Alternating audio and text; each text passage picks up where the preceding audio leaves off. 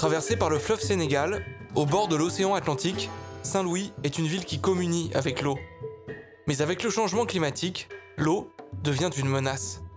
L'érosion ronge les côtes et l'océan peut gagner jusqu'à 5 mètres par an. Conséquence, la Langue de Barbarie, une bande de terre entre le fleuve et la mer, pourrait être engloutie. Ce scénario inquiète nos 3 observateurs saint-louisiens.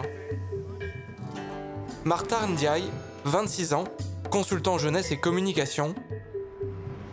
Tierno Diko, 32 ans, informaticien. Et Petit Ndiaye, 28 ans, consultant en marketing social.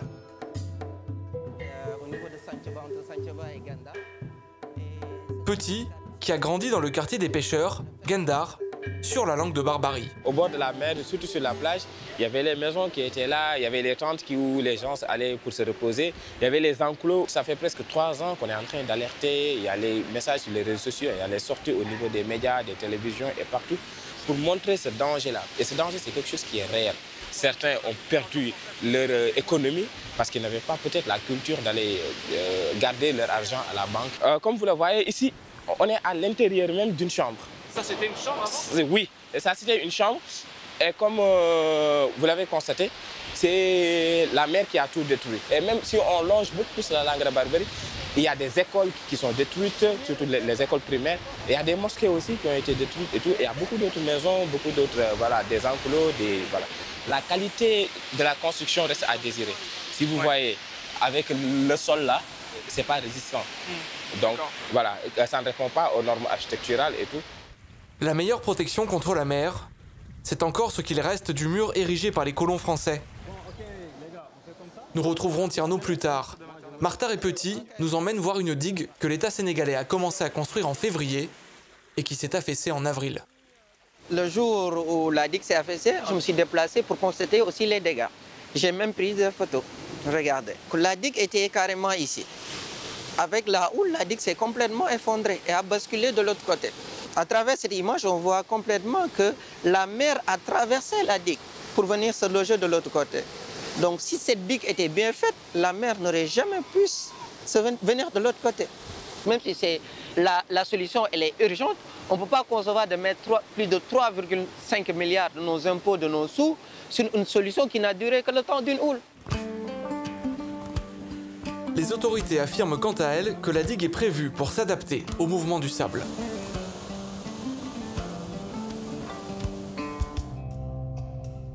Depuis 2016, des sinistrés ont été évacués.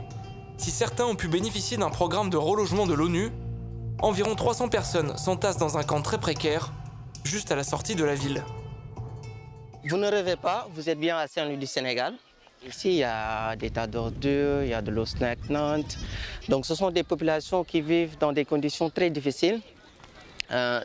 6 toilettes pour environ plus de 300 personnes, 2 points d'eau qui sont souvent très lointains. Fin août 2018, un site d'information local publie une vidéo sur les conditions de vie du camp et Martar se fait lanceur d'alerte. Je me suis dit, cette vidéo-là mérite d'être rendue virale.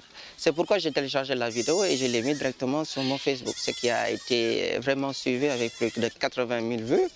Et à partir de cette vidéo, on a vu que vraiment les populations étaient vraiment étonnées de voir qu'à Saint-Louis du Sénégal, il y a des gens qui étaient considérés comme des réfugiés. Tu veux dire qu'il y a beaucoup de gens à Saint-Louis qui ont découvert la réalité de ce camp avec cette vidéo, alors que ce camp existe depuis plus de 2 ans? Oui. Dons de moustiquaires, d'eau de javel, travaux d'amélioration, les Saint-Louisiens se sont mobilisés auprès de sinistrés qui manquent de tout. Je suis ici depuis plus d'1 an avec ma famille et tout est compliqué. Les enfants sont malades, ils ont des diarrhées, ils vomissent, certains ont de l'asthme à cause de la poussière, il y a les eaux stagnantes et bien sûr des moustiques. On était à l'aise chez nous, on avait la télé, on vivait en famille, on respirait l'air pur de la mer et il n'y avait pas cette chaleur. Si j'étais devant les autorités, je leur dirais de nous faire quitter cet endroit au plus vite.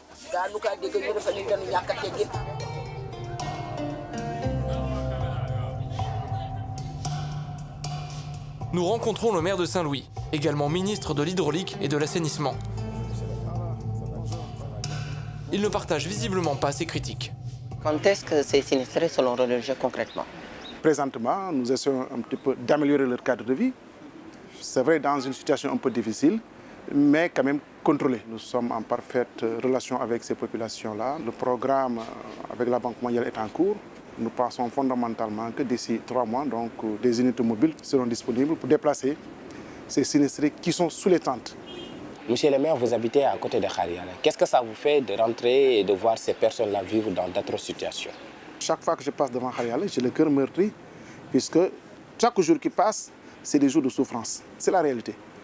Mais je me dis, l'avenir quand même nous réserve le meilleur. Environ 300 logements préfabriqués doivent être mis à disposition des sinistrés. Un projet qui accuse déjà plusieurs mois de retard. Saint-Louis compte aussi sur des aides extérieures, dont celle de la France, pour achever la digue qui doit protéger la langue de Barbarie. C'est là que vit une très importante communauté de pêcheurs.